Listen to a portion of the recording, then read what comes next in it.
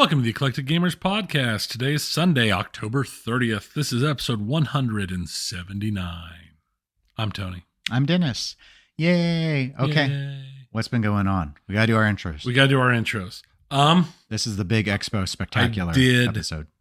I did an interesting thing.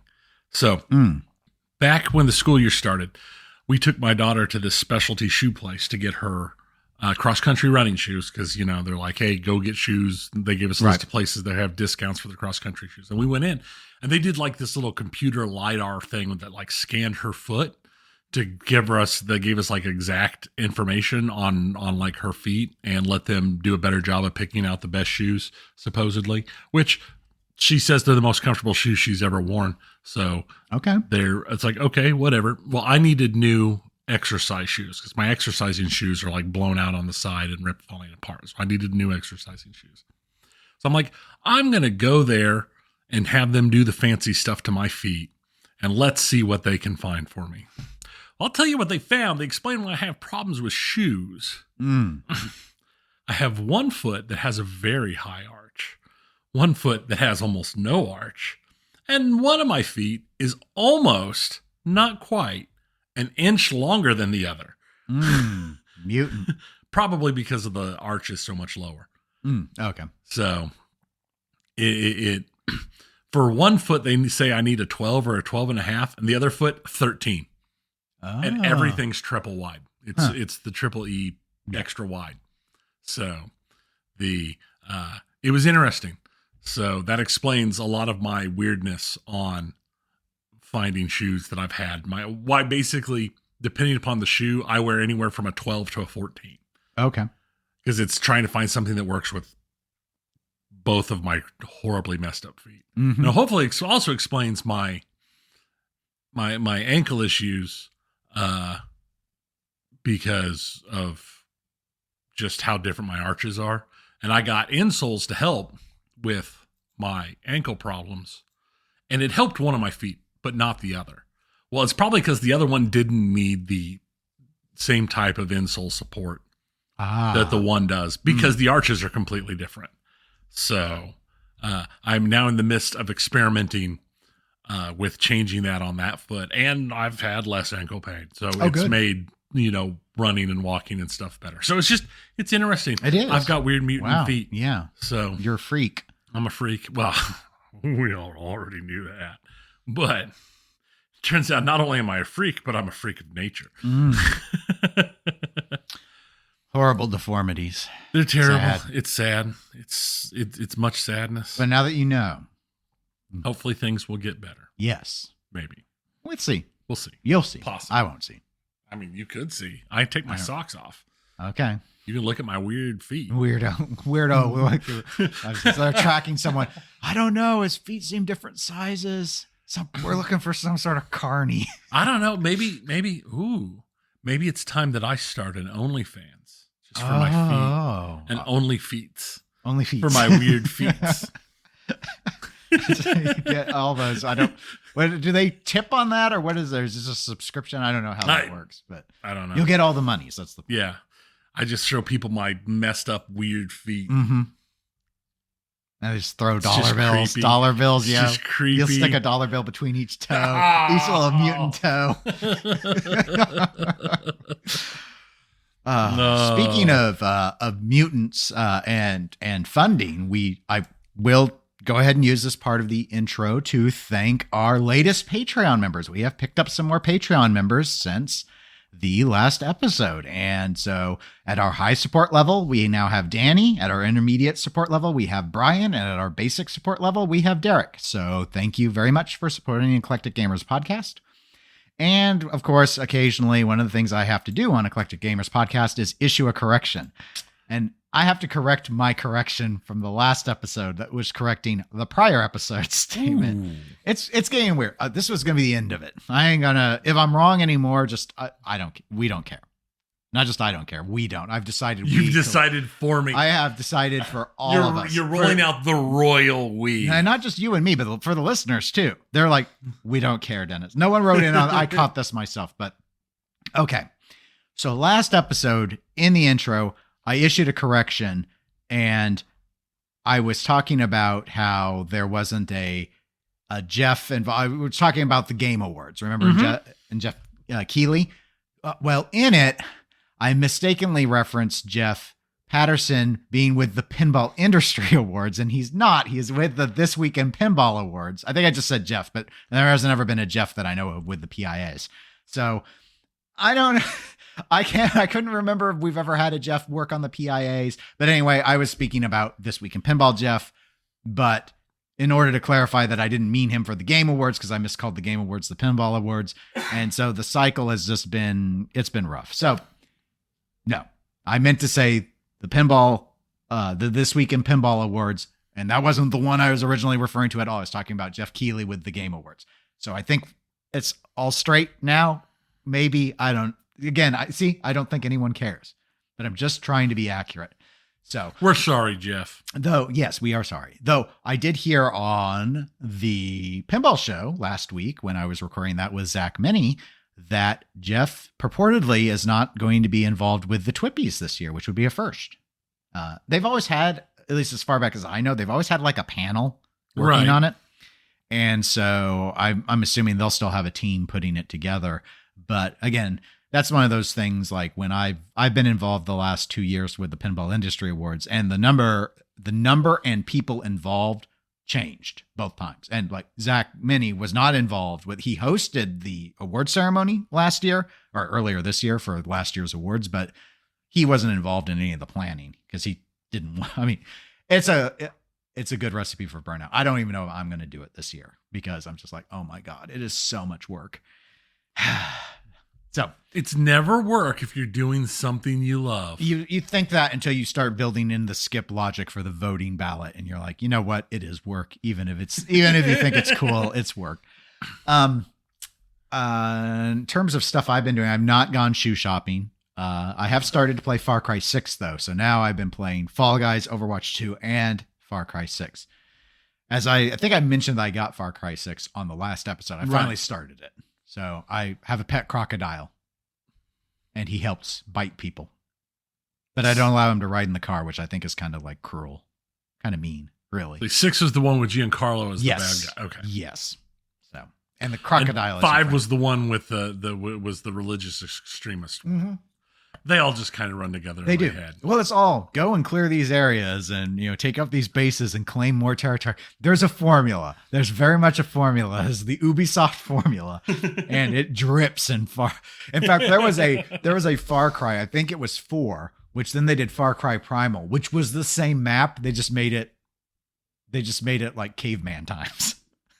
But it was the actual same. They reused the same map. They just changed everything to huts. It was a fun game though, because I got to throw spears. It is the video game version of just reusing the playfield layout. Exactly.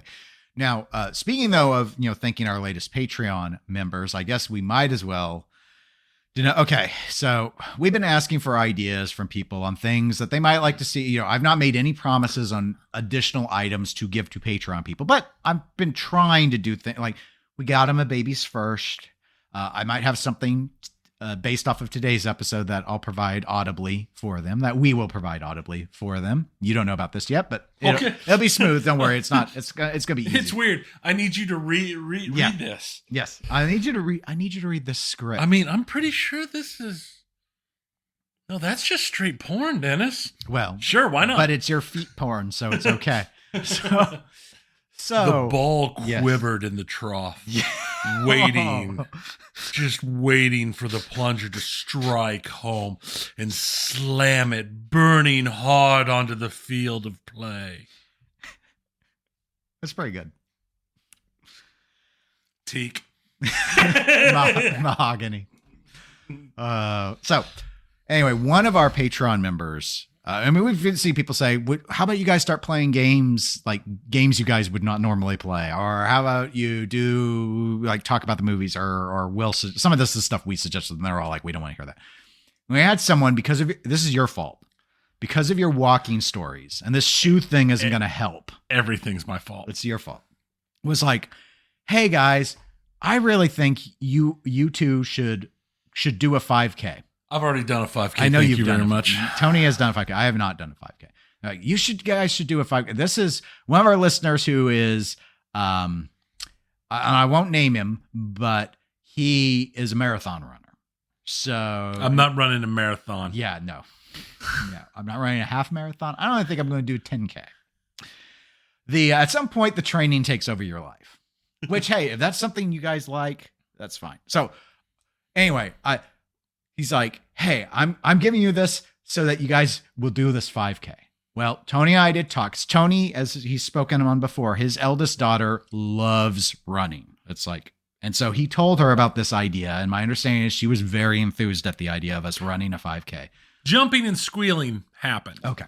So Tony has signed us up as a team with me and him, his daughter, another person Tony knows. And we're going to do that mid-December. It's like on the 15th. Yeah, it's like the 15th or the 18th or something like that. I checked the calendar. I'm going to have to tell Zach because that's normally when I would record TPS because this is when we would normally start recording TPS. Yeah. It's like, so I might need to be an hour. Yeah, or it's two weird late. because it's like 9 a.m. on a Sunday. Yes. So, and it's TPS record Sunday, not EGP record. And so we're registered for it. It's ironic. Because I love the message because this is how all the Patreon people are. This is part of the reason why we probably never did it initially. Is like because they start giving you money and they start demanding things.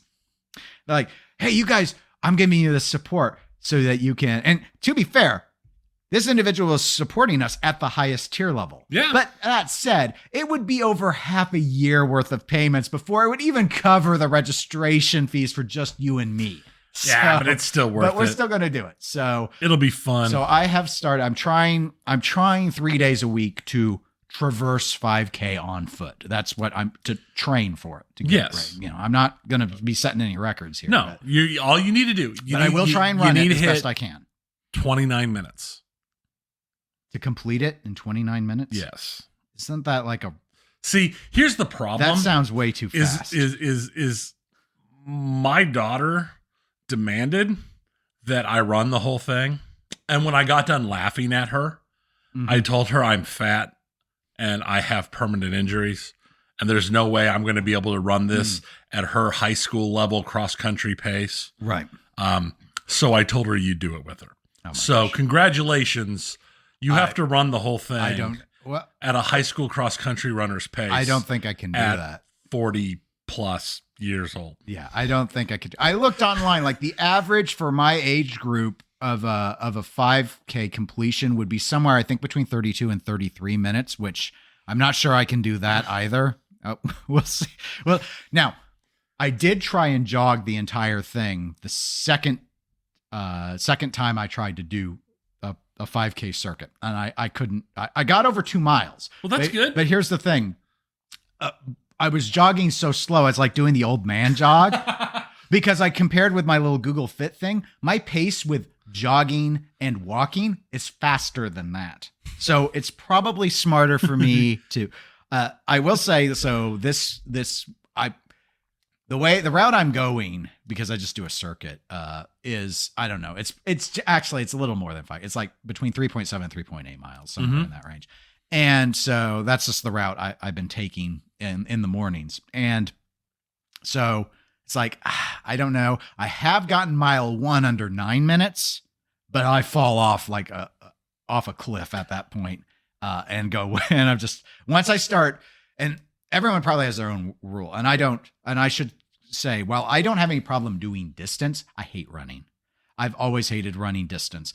As a kid, I only liked sprinting. Like I wanted to be, we didn't know Usain Bolt back then, but I wanted to be, when it came to running, I wanted to be Usain Bolt. I had no interest in marathons. Anything over a mile, as far as I was concerned, was boring. And I still feel that way as I do this. I'm like, I'm really bored after the first mile. Oh yeah. So anyway, but we are doing it.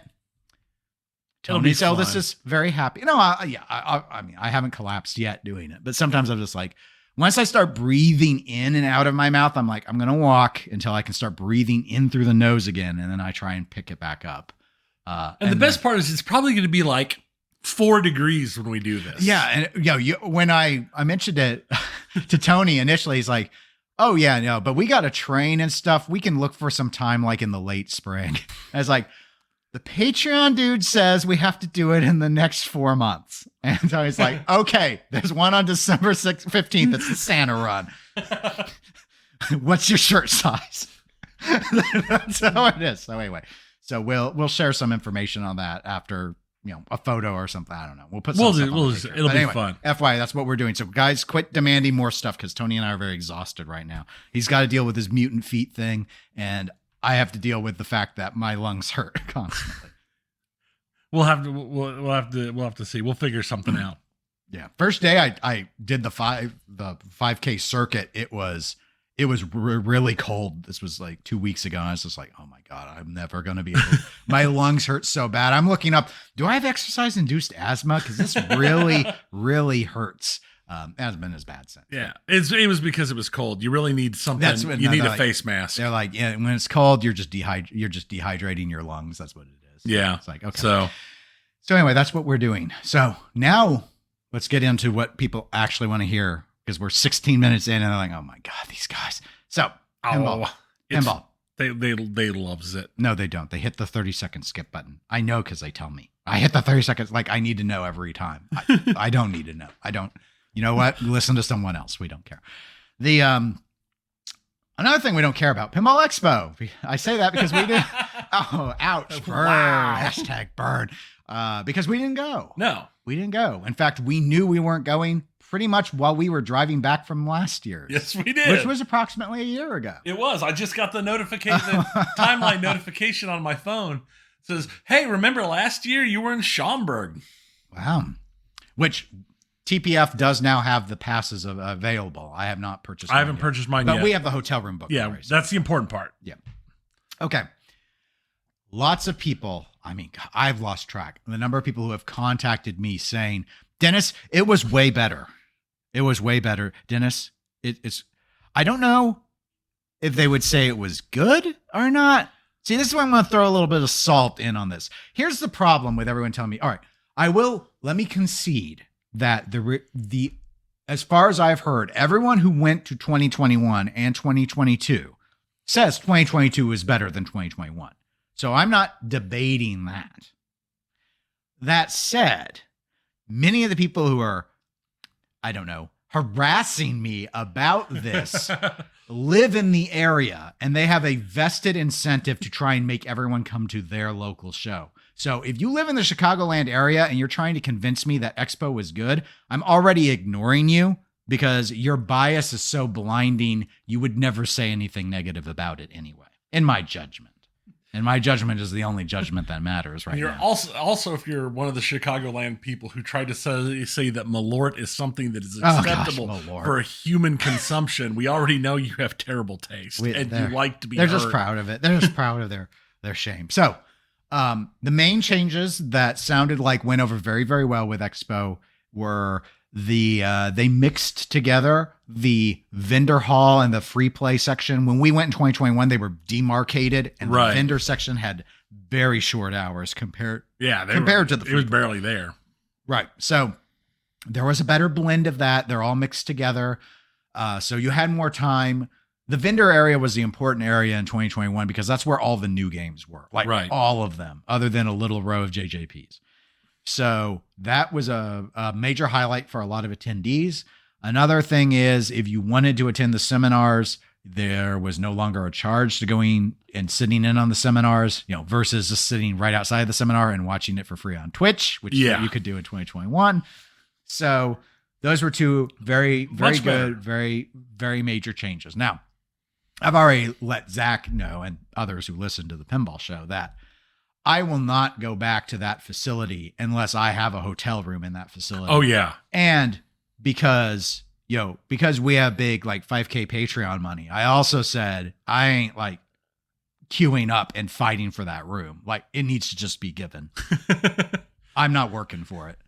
I'm not working. If you want me back, that's going to be the rule. I'm going to be on site because here's part of the problem. And this is not Expo's fault. No. That location in Schaumburg, though, there is no hotel within reasonable walking distance remotely near it. I think, honestly, the nearest hotel is almost 2 miles away. It is. It was terrible. Which, even in 5K mode, I do not do 2 miles after I've drank. So that's a good way to run from a car. Yeah. It's cold, it's wet, it's and that area is not safe in the sense like it's all like high level like interstate traffic. It's weird. We thought Dallas is Frogger, and part of the reason we don't ever go to the old hotel we used to was because we had to play Frogger. Right. They finally put in a crosswalk. Yes, I remember. I saw that last year. See, they understand. See, Dallas understands, or Frisco understands. Right. So anyway, moving on though, that is not to say that everything was sunshine and rainbows. No show is perfect though. Never is. But we're talking about Expo, so let's criticize a little bit of some of the stuff we heard. One of the things is they had, and I thought this was sort of pretty big last year too, but they had a lot of console gaming on location. Do you remember that? I remember that. There was a lot of people playing it. Yeah. Well, I don't go to shows for console gaming. So, because you know what? I have a console right downstairs here in the living room. The thing is that because of that, I had asked someone, like, were there more free play games this year or not? And they struggled to be able to say if it was more or less because the console stuff like spaced everything out too, and it was all intermingled and like they couldn't tell. So was this filler? Was this our ice cream full of air? This illusion of console, using console games to bloat your show to make it look like it's got a lot of stuff we actually wanted to play. But I think that could also be a good way to bring people in. So I don't want to totally criticize it. I'm just saying that it wasn't clear to me whether or not there was a better presence of community supplied games or not. Right. Another thing, this does not impact the attendees, but it does impact the vendors. And I'm starting to want, again, the vendors who are bringing the modern games. So having a robust vendor attendance is very useful to a show. They charged for electricity though. Wouldn't that be part of the cost to be a vendor? Not at Expo. And no. Okay. Maybe that wasn't at Expo. Let me rephrase. That should be part of the charge that it costs you to be a vendor at an event.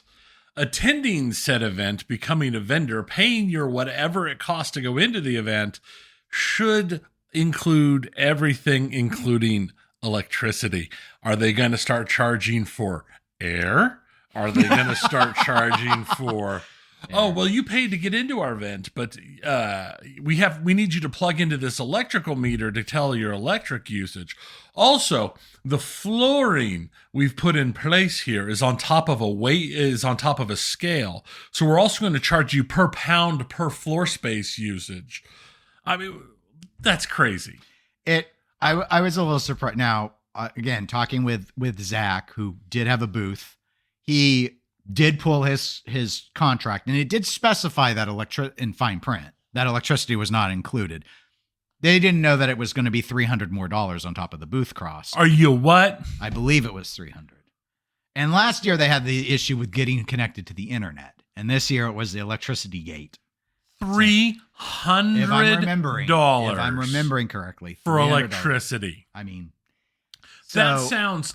I mean, it's here. This is like convention horror story. Yes. This is like, I have a friend who used to own a gaming store, and he attended a convention as a vendor in New York's, and he was charged not for his electricity, but he had to pay the electrician to plug in his extension cable because he wasn't allowed to do it himself. Right. It's probably a union. Because it was a union thing. Just like he had to pay people to unload his truck because he couldn't do it because it was a union thing. But to just charge $300 to use electricity. Yeah. It's something that they're going to need electricity. That the facility wants money for the access to electricity, I don't think is particularly surprising. What I'm surprised about is why it wasn't embedded and amortized across all of the vendors already. Exactly. The issue being, of course, that, and this is, I've not planned a pinball convention, but I have been involved in convention planning before. And the way we would do it is there were certain things, certain deliverables you just assumed everyone wanted, and you had that built in. If you had to go beyond that, like you'd have basic drayage. So you'd get a table. You wouldn't have to pay extra for chairs. You wouldn't have to pay extra for the tablecloth. You wouldn't have to pay extra to get on the internet, and you wouldn't have to pay extra for electricity. If you needed more, like beyond the 3 chairs we would provide, or a bigger booth, or you needed some fancy drayage configuration. Those might be add-ons that we would then have to negotiate if you really, really needed it. But the thing with the electricity that's so funny is, of course, even if there are vendors that don't need electricity, most people kind of come in assuming that they have a spot right at the table to charge their phone or do their work on laptops. And that's why electricity is usually built in. If it's not metered, if it's just a flat, you have to plug something in and use electricity, that's $300 for your booth. That should have just been figured into the initial cost, especially for something like a pinball convention where pinball machines need to be plugged in. And that's why I wanted to, other than that, it's funny in that sort of goofy, convention hall way to talk about being billed for electricity. If the vendors are a main source of supplying games, all the vendors that people want to visit need to have pinball machines in their booth. So they need to have electricity, and the attendees expect it, because our whole thing about 2021, everyone who attended Expo whining about not being able to have access to the vendor hall was not because we wanted to buy, LED light kits. It was because they had all the good games. Yeah. You're discouraging them from bringing them when you start saying, oh, by the way, here's the extra 300 or whatever on top for the electricity. Here's the thing. Again, this is from Zach with Flipping Out Pinball, who attends multiple shows. Expo is the most expensive booth now. Maybe it was, I don't know if it was before or not. It was now, though. It is the most expensive. I wonder, is the 300 per, just a flat per vendor, or is it 300 per booth? Because some of those vendors would technically have purchased like 4 or 5 booth spots to take the amount of space they need, which would mean suddenly you're looking at like 1,200. I think it's probably per vendor section. Like if they, I'd have to ask, because the way they did it is flipping out. Because I asked them about the booth sizes. So the default Expo booth size, this was our convention booth size back when I worked governmental, was 10 foot by 10. So flipping out did a 30 by 10 because they also included a section for TPN to do Pinball Network streaming. And I believe the 300 covered that whole area. So if you wanted to expand your booth, I don't think you had to pay additional amounts for like 300 every 10 feet or anything. Yeah. Or it could have been 100 per 10 feet. But I assume if he had gotten 2 different booths in 2 different sections, that it'd have been 300 twice. Like if they weren't contiguous. I don't know why you would ever not be contiguous at a show for your own, even if you owned multiple businesses, for example. I would just get one massive area, like how Marco at TPF gets just a huge area. I assume it's one fee for the huge area or the small area. Because again, I don't know if the charge is the hotel or the charge is Expo, just finding another way to make money. Because remember, they gave up all them seminar fees. Yeah. So maybe you decide to take it out of your vendors. The reason I bring it up, besides the goofiness of it, is when stuff like that gets around, an obvious solution to a vendor would be, well, just don't get a booth at Expo. Just, come and network and mingle. The problem is, to the attendees, if enough do that, it makes the show suck. Because then there's no good games. Because if they're not getting booths, the vendors are not going to be hauling their brand new games to throw into the free play area. I don't think. Yeah. Because why would you? Yeah. The whole point of having it in the booth is then you can engage in a conversation. If it's just out on the floor, it's irrelevant. But anyway, it's just one of those things. Another thing, much more unfortunate and not funny at all, was thefts. So apparently at the end of the day, I don't know what the deal is with security there or what, but when people were packing up, I saw reports of multiple things being stolen while people were significant things. I think Brian Allen, the artist, had a number of items stolen. There was the flipping the script on autism charity. Multiple items that people had won in the auction for the charity were stolen. I believe all of the people that provided those have provided replacement, like light kits and stuff, to give to the people who won those things. Still. Yeah. So it's just like, and from what I saw, again, it was a free for all when people were packing up. And so people were able just to walk around while the vendors were still trying to clean up. And it was just, there wasn't really any policing at all. So again, these things happen at shows, but it doesn't leave a good taste in vendors' mouths when their sections are being raided. People who are helping them had their personal stuff stolen. It was wow. So yeah. So enough about the show. Let's talk about some of the things at the show. Let's get to what Nothing but good news. Oh, it's all good news. It's all awesome. Let's start with the Mandalorian topper. Oh, have you seen the topper? I don't have a link in the show notes because I figure everyone's seen the topper. Have you seen the topper? Okay. It's a pretty cool hologram. Kind of reminds me of the little Ghostbuster ghost. Yeah. But up top. It's kind of cool. And the holograms are part of the show. You've seen Mandalorian. Yeah. Part of the show. It's good. Sure. Okay. Why not? So do you think it's the best looking topper? No. What do you think's better? I'd have to think about it. I really like the old Whitewater topper back in the day. That was always a good one. I liked the Chicago's, the fancy LE Martian attack or Mars attacks. Or you know what I mean. Mm-hmm. Topper. Attack from Mars topper. I really like that one. Though I hear the saucer moving around drives you crazy after a while. The sound. Oh, I don't know. I guess I haven't played it enough to think about that one way or another. But yeah, no, I mean, it's got lots of cool tech in it. Mm-hmm. It lets you have new modes. I will say DLC. I absolutely despise topper-based modes. But we have DLC in video games. Well, what are you a fan of the $2,000? Oh, well, you know me. I'm definitely not a fan of paying a third of what your machine costs to add a topper to it. I mean, we are getting to the point on topper costs where you might as well, you're just going to end up doubling the cost of your machine. Maybe. If you want a topper. It's getting, I get that, like, visually you could tell and programmatically they put a lot into it. Programmatically? Well, because I'm thinking like the DLC stuff. That's true. Because programmatically, someone had to go in, Dwight Sullivan, I believe, had to go in and put in these new modes. I mean, they had to program software all driven by this topper. But, I mean, $2,000. We'll see. I know the initial rush of sales was decent. It always is. I mean, the same thing was true with Toy Story 4, like the CEs. Remember, the CEs sold out day one. Granted, you can now go to distros and get a CE to your heart's content. Yeah. So sold out is always a little bit relative, but sold out means distros bought but CEs. Yeah, I mean, I can't say I'm disappointed in the price or the deal. I mean, we've seen the DLC before with like the Jurassic Park topper. Right. And we've seen $1,000 toppers, which I already thought were way too above much. What was reasonable for a mod of that limited. I mean, because you can't really enjoy it while you play. So it's really for others to look at whilst you play. It's just not my thing. No, I'm not a huge topper person. I think the toppers that I've really always enjoyed the most, because there is Whirlwind's topper that gives you the fan.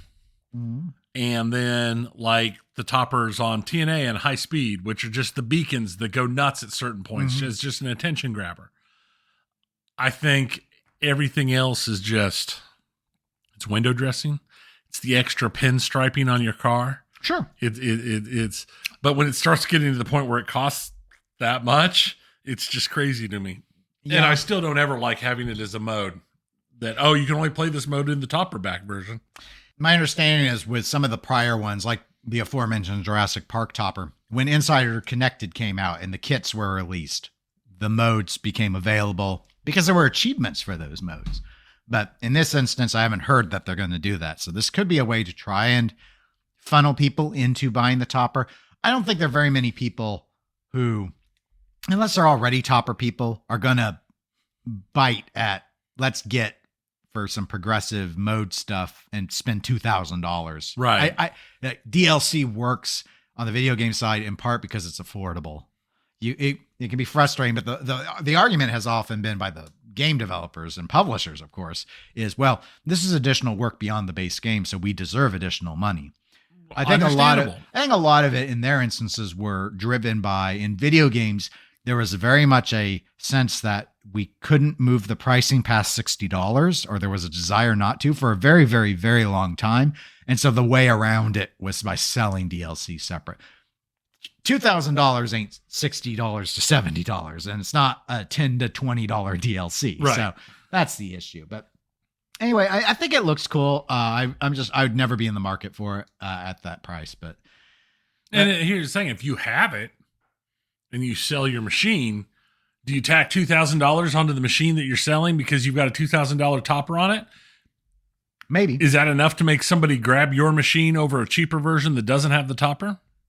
See, that's an interesting question. Or do you try and sell the topper separate? See, in this instance, Stern has indicated this is not a limited topper. They've made zero promises. In fact, it sounded like they'd emphasized the plan to continue to build it. So I've assumed they're trying to say, don't pay above $2,000 secondhand, get one from us. Well, right. We'll keep making it. But historically, it's always been very difficult to get Stern toppers. They build them slow. Even before the pandemic, they build them slow. They seem to, they do pretty poor communication. In fact, this had poor communication too.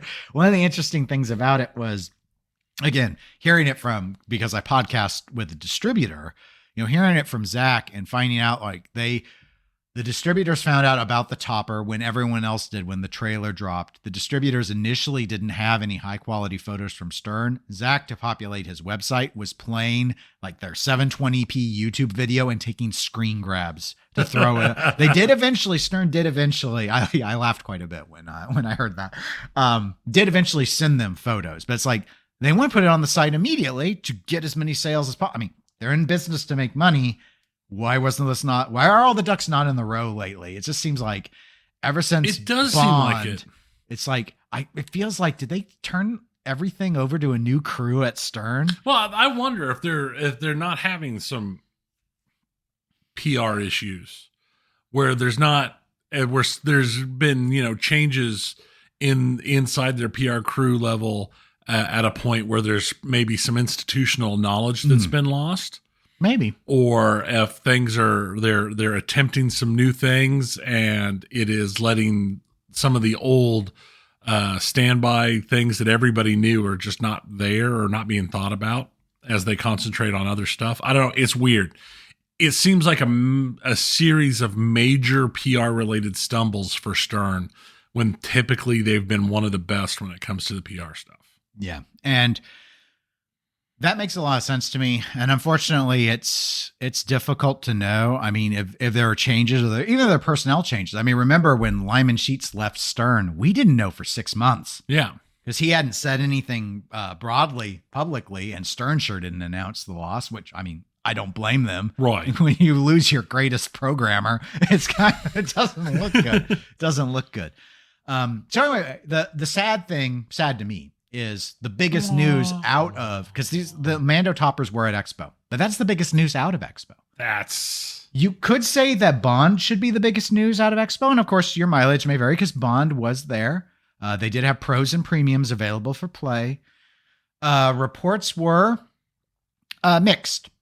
Code still pretty shallow. Not a lot that you can do. A lot of placeholder stuff still in place. Like there's because Lonnie Ropp is working on Bond. I guess they still have a lot of like Stranger Things font in there because he's using that as his framework. Yeah. Which makes sense. I would use a framework too. One of the, I guess I'd say general consensus, obviously, again, mileage may vary. General consensus is the right side of Bond is pretty fun. The left side of Bond, not so much. Some people still liked it. Some people don't like the left shots, but the right shots sound more interesting. Other than the pop bumper nest, it seems everyone dislikes the pop bumper nest as near as I can tell. Interesting thing, full credit to Ron Hallett Jr. of Slam Tilt Podcast, who called this out because I sure didn't catch it on what little brief snippets of video I saw. He indicated, having gone and played the premiums and the pros, the premiums appeared to him to have run out of spots on the node board or whatnot. They're pulling a home version, the pin style thing. The pops are all firing together. When the ball hits any one, they all pop. No, surely not. But not on the pro, but on the premium. And I know his thought was, is this because with the Bond on a wand on the premium and all the other mech stuff that requires solenoids connections, that they had to wire them all together? Because why else would they fire at the same time if it's not a node board issue? Because even if, and I tried to think about it, it's like, well, what if the leaf switches were so close together? It's like, well, they would still stutter. If one made the vibrating, made the other one fire, they wouldn't be in unison. It'd be a stutter. Plus I've never had that happen, even with, I've had a pop just start popping kind of randomly of it. So I've never had one make other ones fire on accident. That is so odd. So, and I was watching a live stream and Ron was in chat and he's like, no, yeah, it's a thing. It's a thing. I'm like, wow. Anyway, per his opinion, and which I will trust because he has forgotten more about pinball than I will ever know. Right. He's like, it made it not fun. And the pro pop nest is not very fun either, but the premium, it kills a lot of the momentum because the ball's going, the other one's already popped. So it's it's just kind of like, it's just kind of, so it's almost, I would describe it as the way he presented it is it made it play flat in the pops. Because, that would make sense because it's resetting. Yeah. You lose the action. I mean, assuming he is correct on that, it's like, why do you, I get like, okay, you've got so many, I get the one way it's like, okay, so they've crammed so much stuff in there, but you don't put in another board. This is the expensive model. Why wouldn't you? And we didn't talk about this on the pinball show because I wasn't aware of it at that time. I hadn't heard Slam Tilt yet. And why wouldn't you put in just another node board, another control board, another? I mean, they are like, another board. I mean, they sell them publicly for like what, $250? They ain't, they're not the cheapest piece of equipment. Plus, with their chip shortages, but surely there has to be something else that you could combine together or that you could remove that would not have you do something that is so obvious.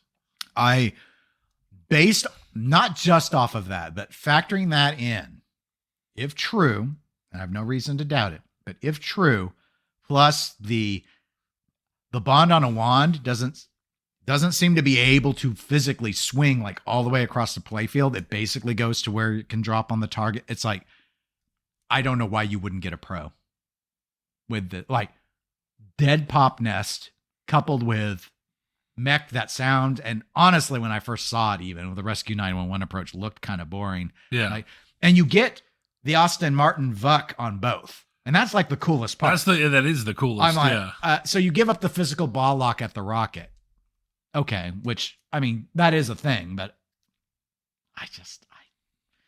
anyway, whatever. It's just another thing that's like, just another disappointment as part of this whole rollout unfortunately, to me. Some may not care, but that's something that's been very noticeable to people who have been playing the pin or what we still call the pin. So, the Jurassic Park and the Star Wars and all the other home edition games with Spider-Man. And it's like, oh yeah, all of the pops fire, the slings fire again. I didn't hear the slings are firing together. That'd be even worse. But just it's just like, it was already described as not a good nest of pops. Like it doesn't do anything. It's safe and boring. I don't know. At least Star Trek's ultra safe pop bumper nest gets you a lot of action. Right. Anyway, so there's that. Queen. Pinball Brothers Queen was at Expo. Oh, good. So people played that. I guess they had it on 2-ball to try and keep the lines moving. General consensus of, again, from what I've read and heard from others is it's okay. It's like, it's okay. It's Queen. Some people, Zach, many seem to like it more than most others I'd heard. I didn't really hear anyone say they hated it. Kind of lackluster upper play field.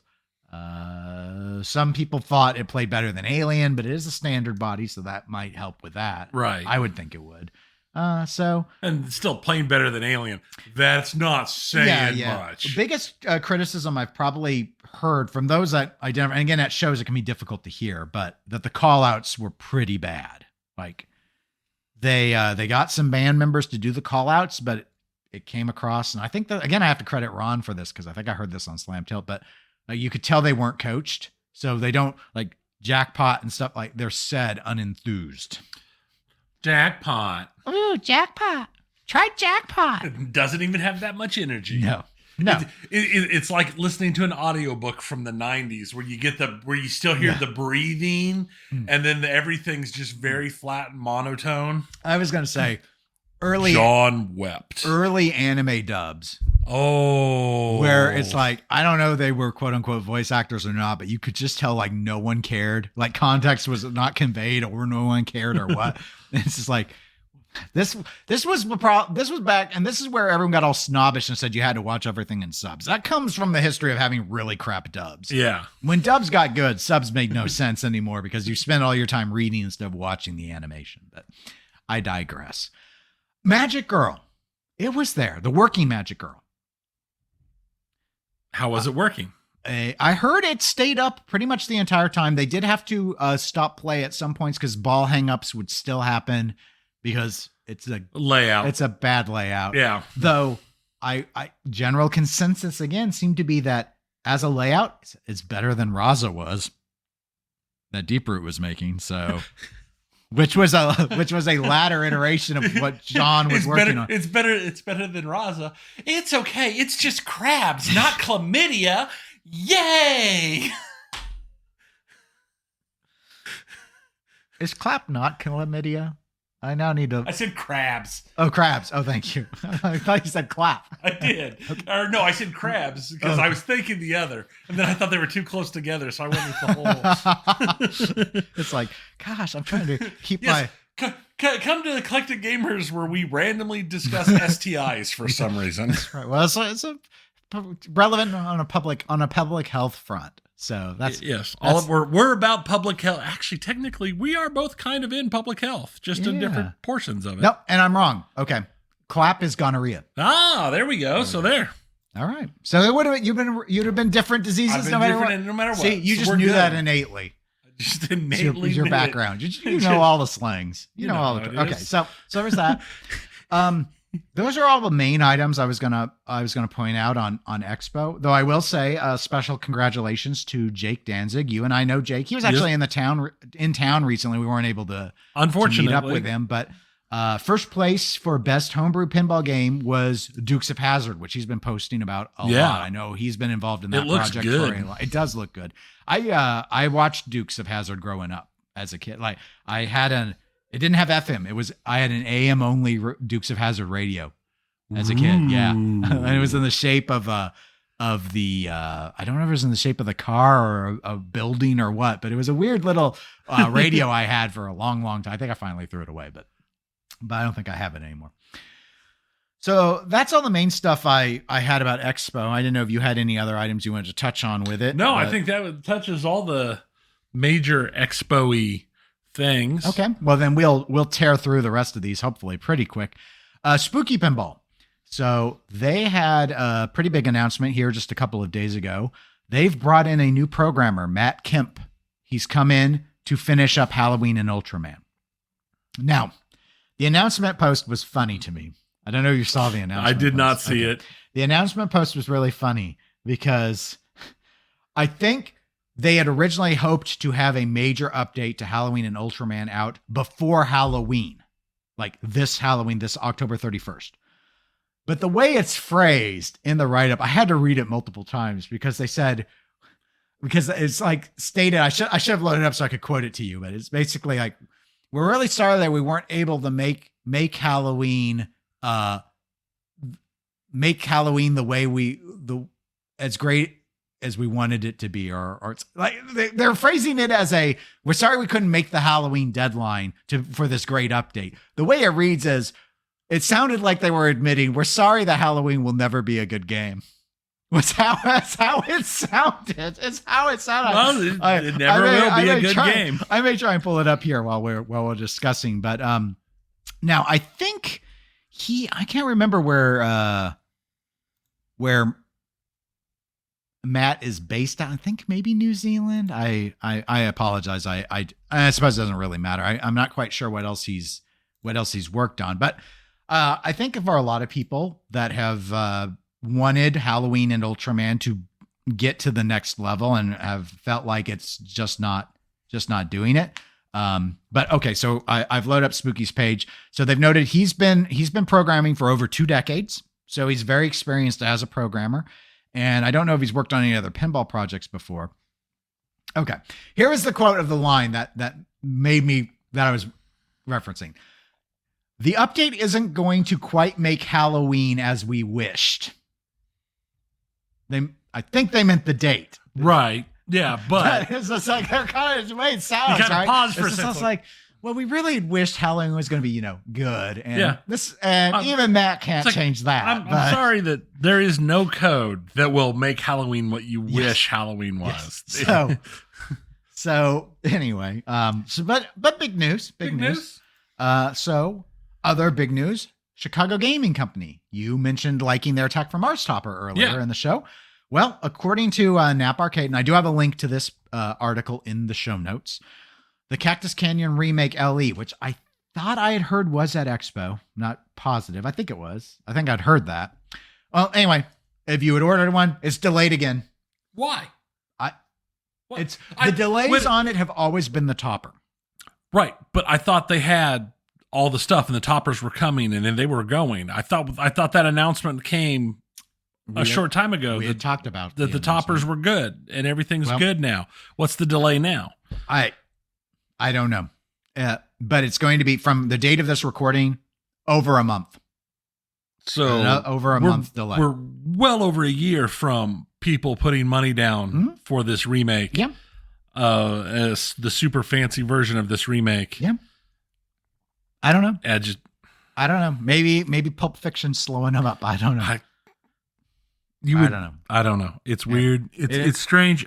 The fact that they've always said the topper was the problem, and now they say they've got the toppers, but now they have another problem. Mm-hmm. All the toppers were built wrong. They're 1 inch wider than the machine itself. Just let it hang. Rumor corner. That's what it is. Rumor corner. The toppers are 1 inch too big. They don't fit. Well, speaking of Rumor Corner, I was going to say, let's go ahead and go into Rumor Corner formally. I already started it. I started early. Okay, well, now we're going to start it on time.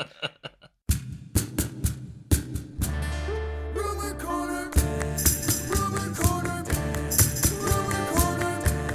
Rumor Corner. Rumor Corner. Dennis Crystal's got the news before Nap Arcade. Ain't that right, Tony? Okay, so on today's official Rumor Corner, I have an interesting thing about Pinball Brothers. So we talked about them. We talked about Queen being at Expo. Well, according to the Rumor Corner, and again, reminder, folks, Rumor Corners, things are rumors when they are of unknown and doubtful origin. Do not assume that rumors in Rumor Corner are true. If anything, assume rumors in Rumor Corner are false. I like to always put these disclaimers. #liability coverage. So, Pinball Brothers. I have received a rumor that they have one more game in development, at least one more game in development. Purportedly, the Pinball Brothers are interested in doing more than one more game, but they don't have anything set in stone beyond one more after Queen. The rumor report is unclear as to whether or not this would be a licensed game or not. So far, everything Pinball Brothers has done has been licensed. Licenses that were carryovers from Highway Pinball. Correct. But if it is licensed, the way the rumor provider described things is it sounds like it would not be as popular of a license as Alien or Queen was. So don't expect anything on that level. Again, per the rumor. Incidentally, here's a little add-on chaser to your Rumor Corner rumor. Purportedly, Andrew Highway, who was the founder of Highway Pinball, which went defunct and Pinball Brothers sort of scooped up a lot of the assets, as we've discussed before on this show. He was offered to be the figurehead for Pinball Brothers, but he declined. Okay. A lot to unpack here. So he didn't want to be just a figurehead. Understandable. Nobody likes... No one likes to be a figurehead? I can't say it that way.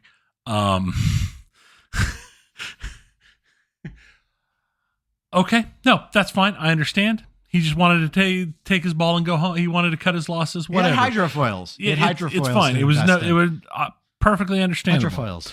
Them wanting to make one more game means that your theory about them doing a one and done. That was a prior Rumor Corner.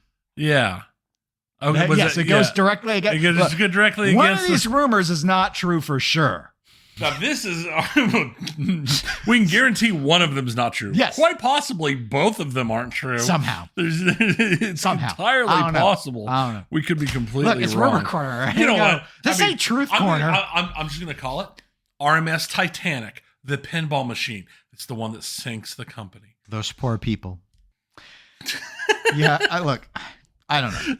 Look, Bouncing off the all I wanted to prop ask is, multi-ball. are you rumor-tained? I am. Okay. I'm very rumor-tained. You know, yeah, again, remember, folks, you can send rumors into eclecticgamerspodcast@gmail.com to provide us with additional rumors. Because I don't have a lot pending in the rumor hopper. You know, I do have one on, you know what?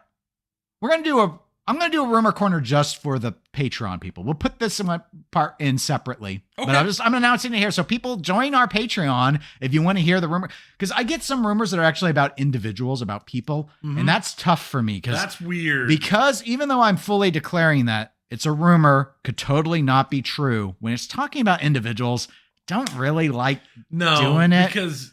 So we'll do it for the Patreon. We'll do it for the Patreon because that's a smaller audience. Now, I will say, it is not a rumor. It is 100% truth. I have weird feet. Yes, but we did that. That's why we did that in non-rumor corner. Exactly. Welcome to the video game section.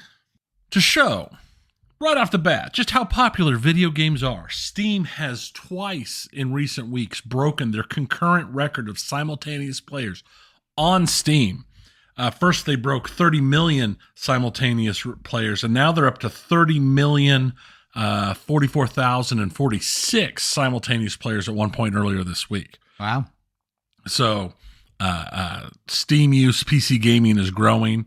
They haven't put any numbers down, so that we know how much of that has been brought about by the increasing popularity of the Steam Deck. I will admit that the more of the Steam Deck I see, the more I have been considering getting one, because a lot of the games I play would work really well on Steam Deck. Okay, that makes sense. So I've considered it. An old favorite of the show, Square Enix, because they always say the greatest, most They do, wonderful things. especially after they sold all their Western development. Exactly. They had their financial, their big financial report meeting a little while ago, and they reported that they set new records for full year net sales, but that they need to enhance their presence in the global market. Which makes no sense because they just sold off every single Western developer that they had. But they stated that achieving major growth in the game industry is difficult now for companies that compete primarily in the Japanese market, given its graying demographics. It is critical to produce hit titles that speak to the global market. Well, Okay. yeah, because Japan's only got so many people that can buy games, and for whatever reason, most games that sell huge in Japan don't really sell huge anywhere else in the world except for a few outliers, which, to be fair, tend to be Square games. But it seems like they took a big step back for what they now say is their new goal. They are continuing their planning on starting up some new studios targeted to the global market. The studios, they're wanting, one of the things they did when they talked about having sold off all their Western game studios and starting new studios targeting the same groups, is that they want to target the global market, but with studios that are more in line and tied with corporate in Tokyo. So that's why they sold off their IPs and their Western studios. Okay. I don't know, considering what some of their IPs were, if that was a great idea. We'll find out over the next couple of years. But they did make it clear that they still think that the blockchain is going to be a very important part of future game development. So they're starting new studios. They're going to be concentrating on making games that utilize the blockchain. Okay. Web3. No one cares. Crypto bros. Crypto bro. Oh, man. Call of Duty. Very popular. I've Very seen popular. ads all over during NFL games. Oh, it is. It's a really cringe ad too, where like everyone's singing to a military chant. Yeah. It's they know their target demographic. Yeah, They do. They which full is on like do. everyone except me, apparently. Call of Duty is definitely aiming at the sports bros. Mhm. It is a big portion of their demographic. It's Sure. the same people who buy Madden every year. Yeah. They buy Call of Duty every year. Yep. But they are still releasing physical editions to the game. Mhm. And the physical edition of Call of Duty Modern Warfare 2 has 72 meg of data on it.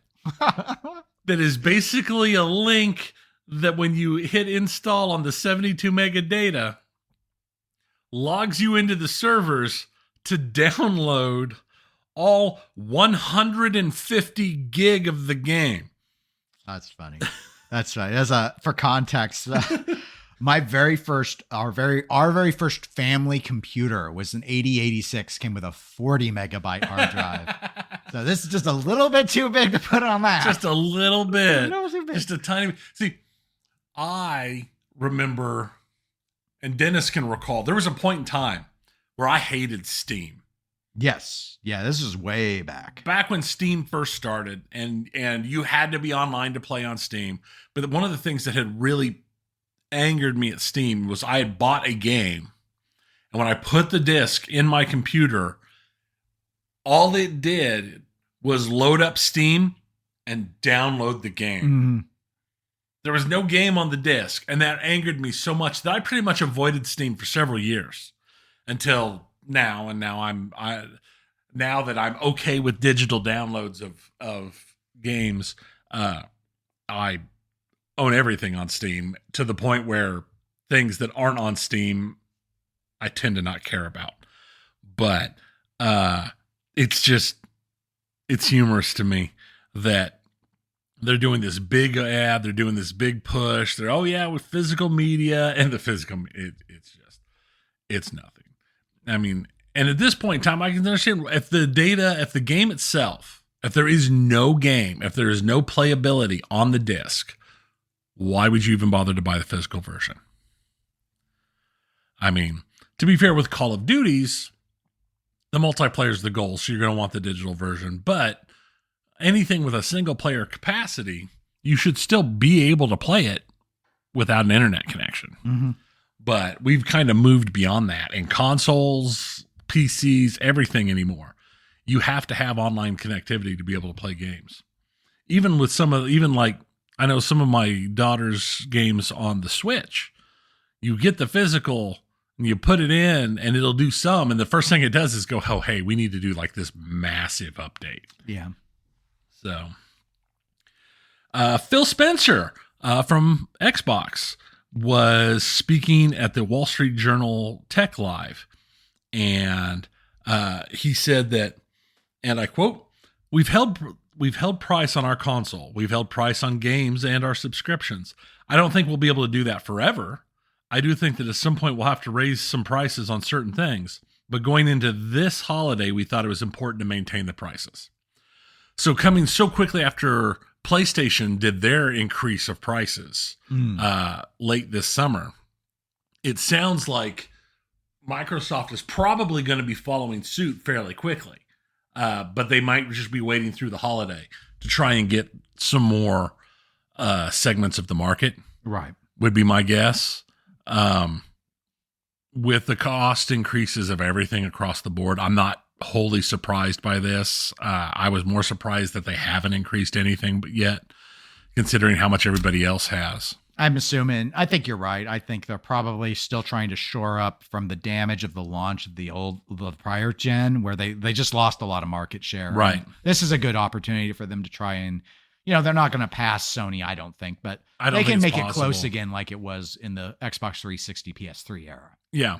And I think that's what they're going for. And that's also, they kind of don't want to pass them until everything is done on this Activision Blizzard buyout. They have longer term plans to become number one that don't involve winning this year. Correct. Now they have also he also stated during this live that Xbox Game Pass is profitable now. It has gone beyond when it first started up and being just, an attraction that was losing money. Right. It is now actively profitable, driven largely by the launch of it for PC. Because with consoles, there is a much more limited overall number of players than there is on PC. So the PC growth has really driven it. And they've driven it to the point where Game Pass accounts for 15% of their content and services revenue. Wow. At this point. So. Okay, well, it's so significant for them. Yeah. And he did say that he doesn't think that it'll go beyond the 15%. He thinks revenues will increase, but he doesn't see Game Pass on its own increasing to be a larger percentage of those revenues. So the percentage will be the same, even if the overall revenue goes up. So I think we have a real good feel at this point for Xbox's long-term goal and how they're adjusting into the market. I know in the latest round of their discussions in the UK courts about the merger, one of the things that they brought up is that a lot of the stuff that PlayStation has been saying would be caused by them being by Microsoft picking up Activision Blizzard. A lot of that's actually impossible due to the contracts that already exist between Activision Blizzard and PlayStation. Like the concerns about them pulling Call of Duty completely or doing Call of Duty on Game Pass and making everybody move to Game Pass. None of that stuff is available for years and years and years due to contracts that already exist and won't be voided by the buyout. Right. That's been true for all their acquisitions. A lot of them had arrangements that they had to honor for things already in development. Yeah. So, and in the UK, they have opened up the courts have opened up and now started accepting public comments about the merger as well, as they're moving into the next phase of their decision on if the merger will go forward. A game that we don't really talk about, Genshin Impact. Huge game.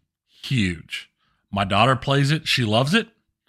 Lots of people do. It's super popular.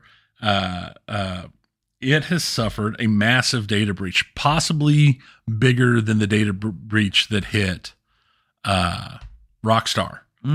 Rockstar, as you recall, they had the big data breach where people released all that information about GTA 6, even though it's like super pre-alpha. In this case, Genshin Impact had what amounts to the details of every new event, every character, and every quest for versions 3.33 through 3.8 released, hacked out and released. And that's basically every single thing planned for this whole year has now been leaked. Right. So, or for the next upcoming year, has been released event-wise for the game. But included in that release was tons of information about employees and game testers and beta testers. They had their personal information and emails and some other stuff was part of the details that were pulled out and released. So that's an interesting little break. I don't know if it's actually bigger than the Rockstar's break, but Rockstar's so pre-alpha, and this is literally the next year of content just out there for everybody to know. I don't know how much it actually hurts them because it's such a juggernaut. Probably not at all. Considering the sheer amount. I mean, people know about events that are coming on. I mean, my gotcha type games, if I knew about more of the events coming up, I wouldn't really change my play at all on it. I might watch the developers' Twitter a little less, waiting for. It's one of the few things I get on Twitter about is to watch for the news for when they start announcing the next event and what is going to be in it. Maybe some who are going to buy a character might, if they see another one they think fits their style more, might hold on the, because I know that's a lot. That's how they make their money. So we'll see. We'll see how that goes. The increasing popularity just across the board of these living games, the free to play games, as something that started in like mobile gaming and has now moved to the point where it's common on PC gaming. Genshin Impact's free to play.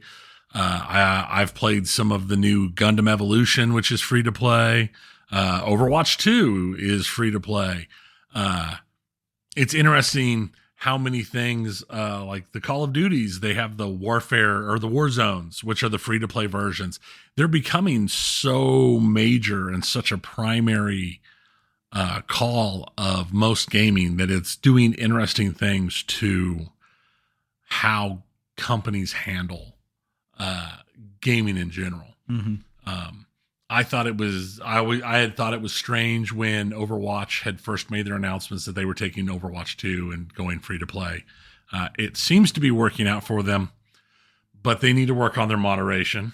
And they have announced that they are working on their moderation because somehow someone was able to slip through a custom game mode called Sexual Harassment Simulator. It's a documentary, according to Blizzard. That was very popular. And until they got called out on on Twitter and other social media about it, Blizzard didn't even know it was there. Yep. Nobody noticed that the Sexual Harassment Simulator was one of the most popular game modes in their custom game mode. They have at this point removed it. Well, as of last I heard, it is no longer listed in their game test types. But if you have the ID code for it, you can still generate and join lobbies of it, of people playing it. They just no longer list it on the custom game search. Okay. So they haven't removed it because we know how they feel about sexual harassment. But it's just harder to spot now. Okay. Also, it's been reported, stores are still selling copies of Overwatch 1 at like $35 a pop. But if you buy one of those copies of Overwatch 1, you install the game, which it'll do all of. When you go to launch the game, it transfers to Overwatch 2 and it kicks you over to Overwatch 2. Yeah. And unless you had purchased, purportedly, the legendary editions of Overwatch 1 that were for sale, you get nothing. You just paid $35 for nothing. Reportedly, the legendary editions come with 15 skins, or came originally with 15 special skins. Those will be unlocked onto your Overwatch 2. Oh, okay. Supposedly. And some people say it does, and some people say it doesn't. So even there, it's not 100%. We don't know for sure because some people have reported them not transferring over. Okay. So Overwatch 2 is still having some teething issues. Yep. I've still not played it. My daughter has now. She's installed it and played it. And she says it seems better than where Overwatch 1 was when she quit. And when it comes to the toxicity, nobody's told her to kill herself yet. Right. No, I haven't seen it. I've had my worst one since, I'm trying to think, worst, nothing bad. GG easy. Standard gamer troll talks. Right. Nothing, and no one's messaged me either. Right. Out of game. Because that's where she was when she quit playing. It was because she would like post matches. She would get messages from people telling her to kill herself and stuff like that. And she quit playing because she just didn't care. Yeah, my assumption is because there's no easy way for them to make free accounts. If they do that, they'll not be able to play anymore. Right. So that's probably helping force people to behave better. Because they'll have to change their phone number to get a thing. Yep. Yeah. And they can't do a prepaid burner phone. So. Right. Because we talked about that last episode, and I'm kind of okay with that. I don't miss not getting messages from angry tanks that felt you didn't heal them enough or whatever. Right. Whatever I mean, whatever if you their have gamer to issues be Just yell at the TV like normal people, and you don't need to message them. Right. Make people a little more accountable for their actions. Yeah. You don't have to be that just, it's like, oh, nobody knows who I am. And if I lose, and if I get banned, oh, well, I'll just start another account. No big deal. Yeah. So. Yeah. Yeah. People. Okay. I don't know that. That's what I got for video games. Well, that'll be it for the show. So if people want to reach out to us, they can email us at eclecticgamerspodcast@gmail.com or go to facebook.com/eclecticgamerspodcast and use the messenger tool to send us messages. Nice messages. Yeah. Don't tell us to kill ourselves. Yeah. That's mean. That's sad. We're available at Twitch, Twitter, and Instagram as eclectic_gamers. And we'll plan to be back in a couple of weeks and talk about more video games and pinballs. The pinballs. Yep. We like pinball. Yeah, I don't know what voice I'm doing. Oh, well. It's a bad one no matter what. Until then, I am Dennis. I'm Tony. Goodbye, everybody. Bye-bye.